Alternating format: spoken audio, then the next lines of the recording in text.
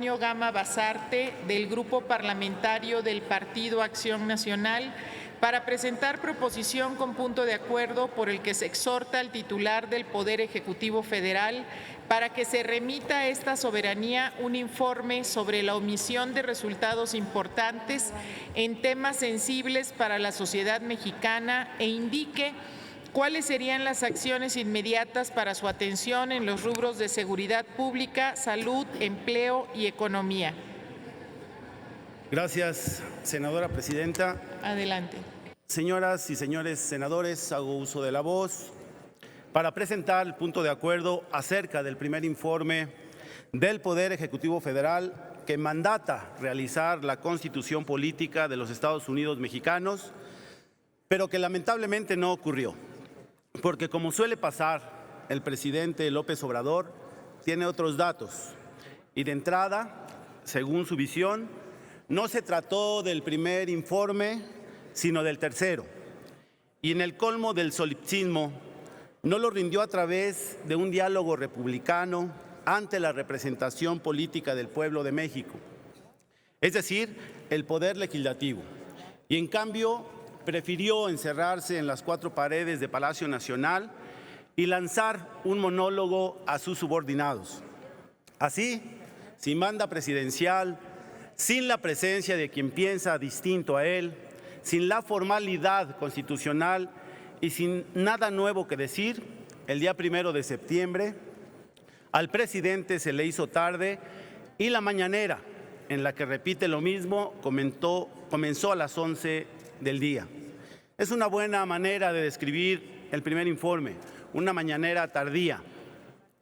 En los temas más delicados para las familias mexicanas, el mensaje del presidente López Obrador daría risa si no causara pavor por la irresponsabilidad cuando dice cosas como las siguientes: si hay un niño enfermo y no hay medicamento, que los doctores lo compren. O hablando de economía, cuando dice el crecimiento y la competitividad no tienen sentido en sí mismos.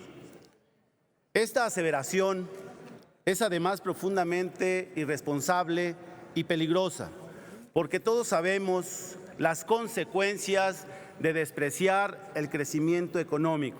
Primero, sostener el gasto público con deuda, que vengan devaluaciones y crisis económicas que siempre le pegan a los más vulnerables. Pero lo peor de todo es que la expresión la dice un hombre que prometió tasas de crecimiento del 4% anual y que ante el fracaso de sus promesas prefiere negar la realidad que asumir el costo de sus mentiras. En materia económica, amigos de Morena, están moral y técnicamente derrotados, porque el poder político no se ha separado del económico, como señaló el titular del Ejecutivo, toda vez que el hombre más rico de este país palomeó precisamente la política económica presentada por el presidente. Y si hablamos de seguridad pública, las cosas pintan para mucho peor, no solo porque violentando el mandato constitucional, la política de seguridad pública se militarizó, sino porque además, hoy como nunca, México vive las consecuencias de un presidente que no valoró a la Policía Federal y que permite que se veje, que se degrade y agreda a nuestro heroico ejército mexicano. El resultado está a la vista y lo sienten en el alma los millones de mexicanos golpeados impunemente por la violencia, los homicidios dolosos, los feminicidios, los robos con violencia, las extorsiones, los secuestros y las masacres ocurren con más frecuencia que nunca antes por la negligencia y los titubeos de un gobierno que un día pide a las mamás de los delincuentes los metan en orden y al día siguiente establece negociaciones con grupos delictivos. La estrategia de seguridad es un desastre. Trágicamente, los abrazos que le da el gobierno a la delincuencia se devuelven como balazos en contra de la sociedad. En suma, la seguridad pública, la justicia, la certeza jurídica y la legalidad son los grandes enemigos de este gobierno que todos los días, sin tregua ni descanso, hace pedazos nuestro incipiente Estado de Derecho. y en una evidente regresión autoritaria, el gobierno pasa por encima de la ley bajo el manto protector de una popularidad comprada con programas clientelares, manipulación de la información pública y altas dosis de opacidad y autoritarismo. Las mujeres invisibilizadas del discurso presidencial y violentadas como nunca. Las personas con discapacidad negadas por el gobierno y sin políticas públicas que los atiendan. Los indígenas aplastados por la imposición de obras absurdas y antiecológicas como el Tren Maya, condenados a la explotación y el olvido. Los jóvenes reducidos a clientela a la que hay que regalarle dinero mientras sus familiares sufren o mueren por falta de medicamentos en los hospitales. Los empresarios violentados en el discurso y en los hechos, porque para el populismo el emprendimiento y la superación son despreciables.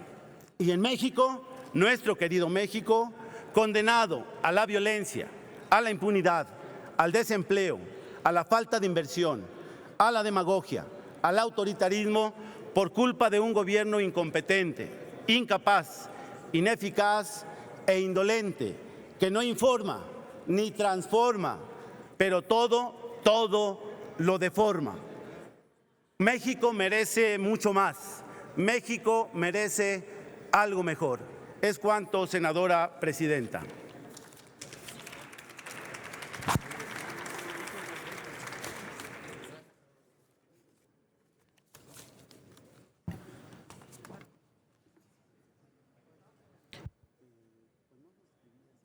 La presidenta le va a decir. El pedido de documento, aquí está. Va a decir la senadora, como la solicitamos.